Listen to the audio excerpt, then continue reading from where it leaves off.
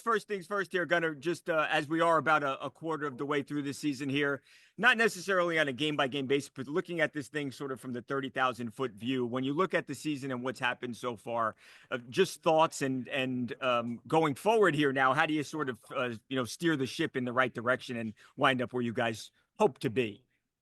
Yeah, obviously no one saw the start to the season coming. Feel like we have a great team, just haven't got it clicking all together yet.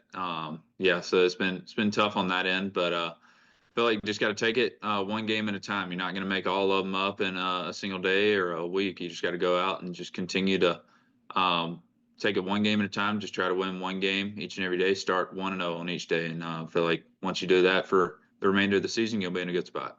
Yeah, I understand, Gunnar, and you hear people, write teams off. It's still so early. It's not like we're in August here, right? I mean, it's still very early. Do you view it as, hey, there's still time to salvage this season and to do good things? Yeah, I Or mean, is it? there's been a lot of teams that didn't reach 500 until like late July, August. So, and they made playoffs and made good runs. So, there's still a chance, and we just got to go out there and continue, like I said, to take it one day at a time. What's it like for you being a young guy, but obviously being so incredibly talented, as everybody knows who watches the game? What's it like being a young guy who is one of the leaders on this team? Is it challenging as a guy in his 20s to lead a whole bunch of other guys who have been in the league for a long time? Yeah, I mean, definitely having to go through it at a young age, learning.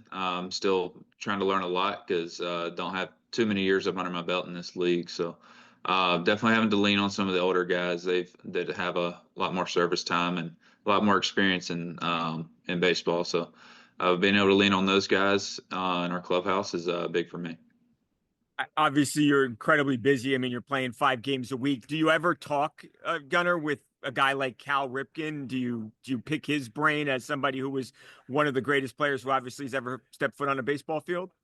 Yeah, I talk to him a lot during spring training, and he'll come around the clubhouse every now and then during the season. So it's good to be able to chat with him because, like you said, he's one of the best to do it, and he's very open about talking. So it's really cool being able to have him in our corner. Just looking at your talent on your baseball team, do you feel like you can play on a day in, day out basis with any other team in this league? Yeah, when we're clicking, I feel like we have one of the best offenses in baseball. So it's just a matter of getting back to what we know we can do, and I feel like we'll be in a good spot. Now, not Major League Baseball related, but we have seen. I think today, Paul Skeen said that he would like to play in the WBC. Obviously, Aaron Judge, the captain.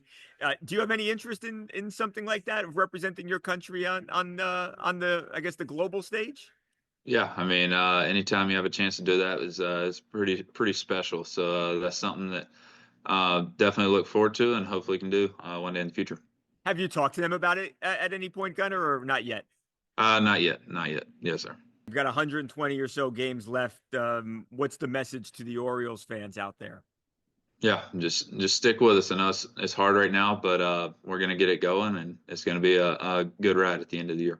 All the things you've got going on great on the baseball field. You've obviously got some really cool partnerships off of the field, and one of those happens to be Victory.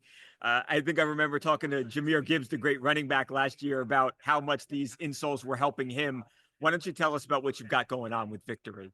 Yeah, I got to see their stuff. I was actually scrolling across my Instagram and saw their ads, and I was it looked pretty cool, so I checked them out, and then ultimately, whenever they came with the offer to join the team, it was a no-brainer. So it was cool to be able to get that, and then obviously wear them throughout spring training and into the season. It's been a really awesome stuff so far. You felt like it's helping you out, and it's sort of been an addition to your I guess your comprehensive game, how you feel physically and all that. Yeah, I mean, for me, I mean, the power's in my lower half, so being able to have balance from there and feeling stable in the ground, that's the number one thing for me, especially being on the dirt. That's My feet are going to set me up. So having them in the bottom of my shoe and feeling really stable in them and getting some power put back out of the ground is awesome.